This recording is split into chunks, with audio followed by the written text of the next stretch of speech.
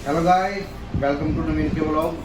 तो ये मैं ब्लॉग इसलिए बनाना चाह रहा था, मैंने कभी ऐसा ब्लॉग बनाया नहीं जिसमें मैं डिटेलिंग करूं। लेकिन जो मैंने कश्मीर गया मैं और उसके ब्लॉग मैंने बनाया तो मेरे को लगा कि मैंने ना ब्लॉग में जो और भी इंफॉर्मेशन या जो मैंने फील किया वो आपको बताना था, मैं वो बता नहीं सका। तो इसलिए मैंने ये ब्लॉग शूट किया। इसमें मैं आपको बताऊंगा कि मैंने वहाँ पे क्या फील किया।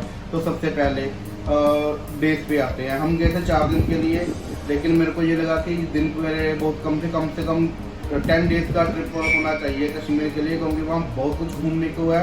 हमने वहाँ पे गार्डन कवर किए, लेकिन और चीज़ें थी, जैसे शंकराचार्य था, खीर भवानी टेम्पल था, हजरत बल थी, दरगाह थी, वहाँ पे हम जा नहीं सके। इसके अलावा भी 1-2 जगह थी जो हमसे छूट गई। तो ये तो हो गया डेज के बारे में। और उसके बारे में हम फिर अगले दिन गए थे गुलमर्ग। गुलमर्ग देखने में अच्छा था, बर्फ़ थी, सब कुछ था, लेकिन उसमें वहाँ बहुत झोल झाल है। आप जैसे ही गुलमर्ग में जाते हो तो सबसे पहले वहाँ पे आपको ट्रैप में बचने की आप कोशिश करना, क्योंकि वहाँ पे जो भी एजेंट है वो आपके ऊपर टूट पड़ते हैं कि एजेंट करिए, ये करिए, हम आपको बर्फ़ में जा नहीं सकेंगे, कुछ ये सब स्कैम है भाई। हमारे साथ में भी हुआ। हम 1200 पर पर्सन देकर वो जो खींचने वाली थी वो लकड़ पर बिठा खींचते, वहाँ पे बैठे। पहले तो वो अनकंफर्टेबल थी, बच्चों के साथ बहुत मुश्किल था, लेकिन हम उसके बारे में पे किया। उस इतनी वो अनकंफर्टेबल राइड थी ना, वहाँ जाते आते इवन हमने बोल दिया कि भाई छोड़ो, हम पैदल ही चले जाते हैं। तो ऐसा था, वहाँ पैसा हमारा बिल्कुल बेकार गया। उसके बाद हमने टिकट ली, टिकट भी महंगी थी। उन्होंने बोला कि टिकट खत्म हो गया, तो हमसे टिकट के एक्स्ट्रा चार्ज करके टिकट ली। उसके बाद जब गोंडोला में बैठना था, बहुत भीड़ थी, हमें 1 घंटे से 1.5 घंटा लग गया। वहाँ बड़ी मारामारी थी, इवन कि वहाँ पे लड़ाई भी होगी लोगों की आपस में, क्योंकि जो एजेंट थे वो अपने बंदों को आगे ले जाकर गोंडोला के बिठा देते थे। तो जो लाइन में लगे हुए हैं लोग वो परेशान होते थे कि हम भी लाइन में रुके, हमारा नंबर कब आएगा, क्योंकि वहाँ टाइमिंग का इशू है। 5 बजे के बाद वहाँ पर कोई भी नहीं रुक सकता, गोंडोला से भी वापस आ जाते हैं। तो इसलिए तो ये था हमारा जो सेकंड डे का ट्रिप था अपना क्या गुलमर्ग का।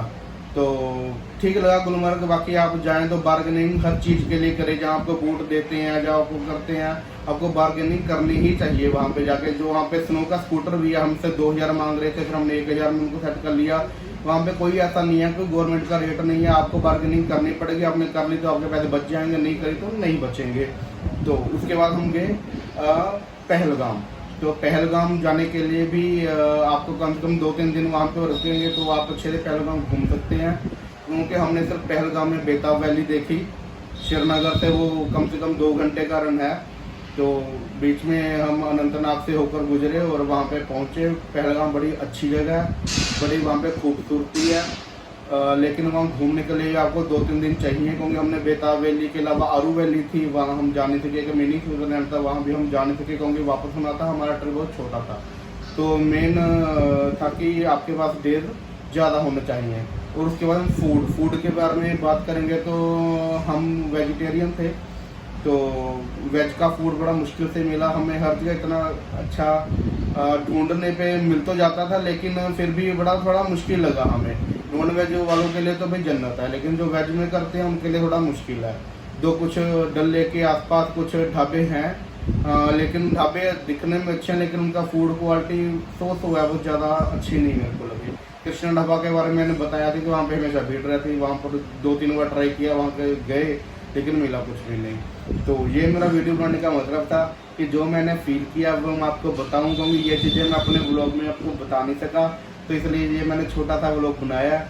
आप मेरे इस व्लॉग को देखिए, प्यार दीजिए, लाइक कीजिए, सब्सक्राइब कीजिए और स्टे ब्लेस्ड। और आगे के जो मेरे व्लॉग होंगे आप उनको भी जरूर देखना। थैंक बेटा भूल जा।